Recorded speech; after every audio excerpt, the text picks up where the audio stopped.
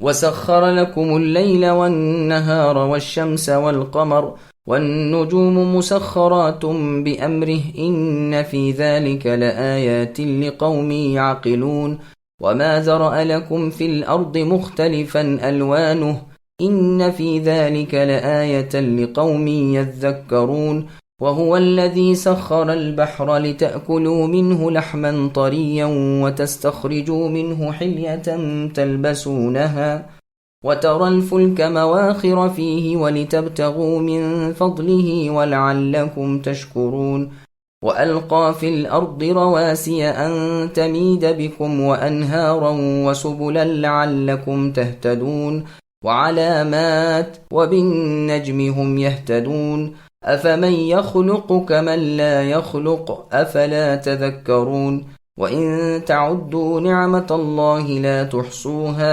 إن الله لغفور رحيم۔ اور اللہ ہی نے رات دن اور سورج چاند کو تمہارے کام میں لگا رکھا ہے، اور ستارے بھی اللہ ہی کے حکم کے ماتحت ہیں۔ یقیناً اس میں عقل مند لوگوں کے لیے کئی ایک نشانیاں موجود ہیں، اور بھی بہت سی چیزیں طرح طرح کے رنگ روپ کی اللہ نے تمہارے لیے زمین میں پیدا کر رکھی ہیں۔ نصیحت قبول کرنے والوں کے لیے تو اس میں بڑی بھاری نشانی ہے۔ دریا بھی اللہ ہی نے تمہارے بس میں کر دیے ہیں کہ تم اس میں سے نکلا ہوا تازہ گوشت کھاؤ اور اس میں سے اپنے پہننے کے زیورات نکال سکو۔ تو آپ دیکھیں گے کہ کشتیاں اس میں پانی چیرتی ہوئی ہیں، اور اس لیے بھی کہ تم اللہ کا فضل تلاش کرو، اور ہو سکتا ہے کہ تم شکر گزاری بھی کرو۔ اللہ ہی نے زمین میں پہاڑ گاڑ دیے ہیں تاکہ تمہیں ہلا نہ دے، اور نہریں اور راہیں بنا دیں تاکہ تم منزل مقصود کو پہنچو۔ اور بھی بہت سی نشانیاں مقرر فرمائیں، ستاروں سے بھی لوگ راہ حاصل کرتے ہیں۔ تو کیا وہ جو پیدا کرے اس جیسا ہے جو پیدا نہیں کر سکتا؟ کیا تم بالکل نہیں سوچتے؟ اگر تم اللہ کی نعمتوں کی گنتی کرنا چاہو تو تم اسے بھی پورا نہیں کر سکتے۔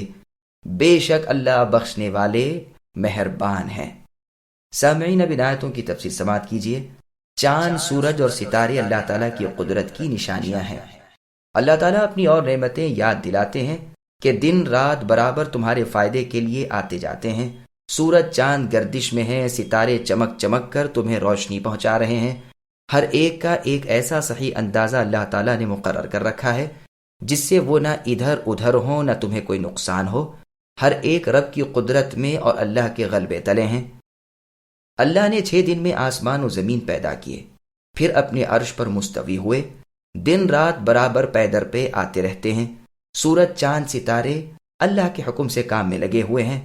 خلق یعنی پیدا کرنا، اور امر یعنی حکم دینا، اس کا حق صرف مالک یعنی اللہ تعالیٰ ہی کو ہے۔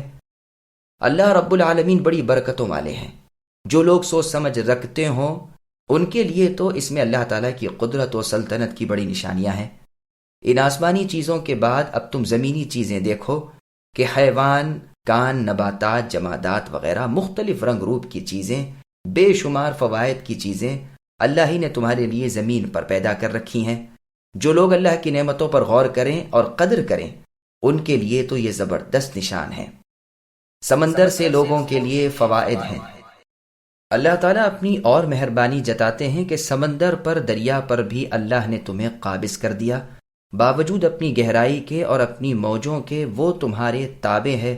تمہاری کشتیاں اس میں چلتی ہیں، اسی طرح اس میں سے مچھلیاں نکال کر ان کے تر و تازہ گوشت تم کھاتے ہو۔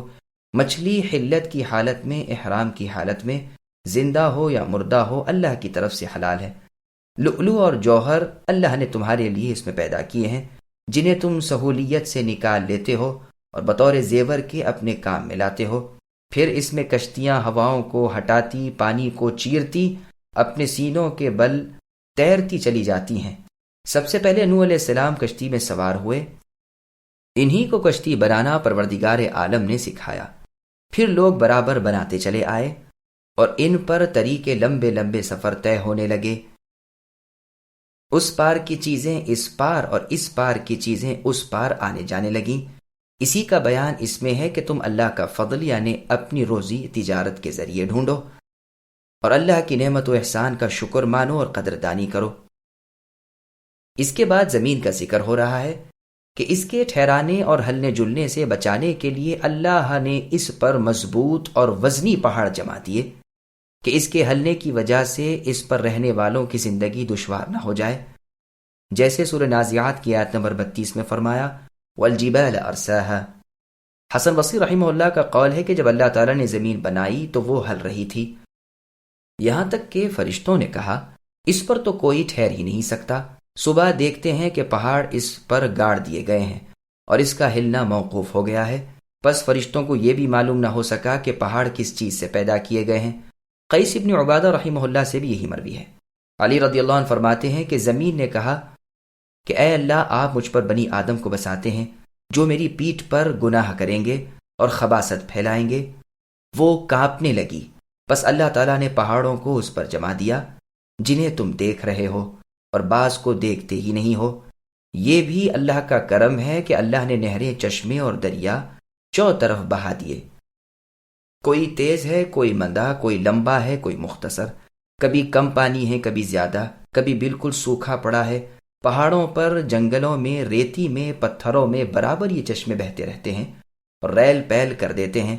یہ سب اللہ کا فضل و کرم، لطف و رحم ہے۔ نہ اللہ کے سوا کوئی پروردگار، نہ اللہ کے سوا کوئی سچا معبود، وہی رب ہے، وہی معبود برحق ہے۔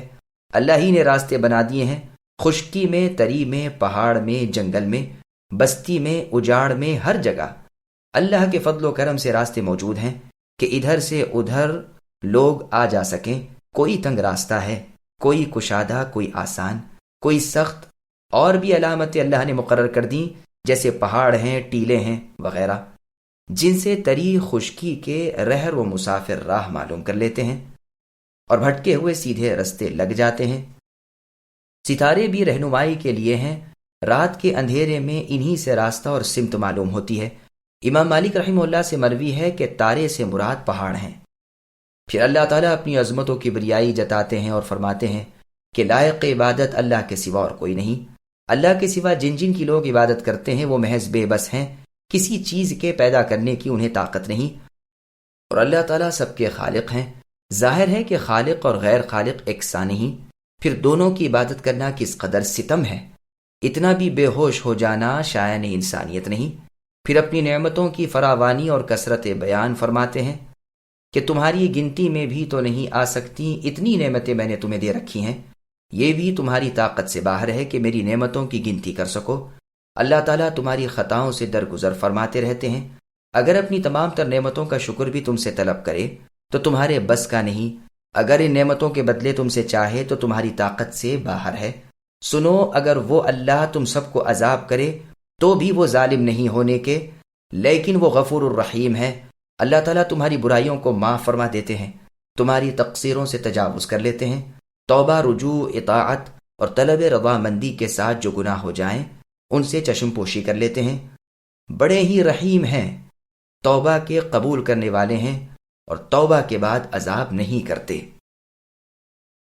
والله يعلم ما تسرون وما تعلنون والذين يدعون من دون الله لا يخلقون شيئا وهم يخلقون أموات غير أحياء وما يشعرون أيان يبعثون إلهكم إله واحد فالذين لا يؤمنون بالآخرة قلوبهم منكرة وهم مستكبرون لا جرم أن الله يعلم ما يسرون وما يعلنون إنه لا يحب المستكبرين۔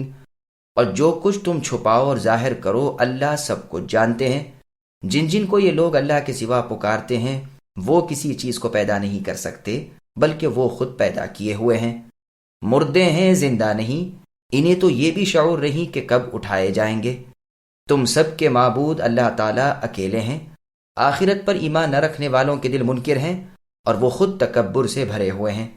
بے شک و شبہ اللہ تعالیٰ ہر اس چیز کو جسے چھپائیں اور جسے ظاہر کریں بخوبی جانتے ہیں۔ وہ اللہ غرور کرنے والوں کو پسند نہیں فرماتے۔ سامعین، اب ان آیتوں کی تفسیر سماعت کیجیے۔ ہر چیز کے خالق یعنی پیدا کرنے والے اللہ تعالیٰ ہیں۔ چھپا کھلا سب کچھ اللہ جانتے ہیں۔ دونوں اللہ تعالیٰ پر یکساں، ہر عمل کرنے والے کو اس کے عمل کا بدلہ قیامت کے دن دینے والے ہیں۔ نیکوں کو جزا اور بدوں کو سزا۔ جن معبودان باطلہ سے لوگ اپنی حاجتیں طلب کرتے ہیں، وہ معبودان باطلہ کسی چیز کے خالق نہیں بلکہ وہ خود مخلوق ہیں۔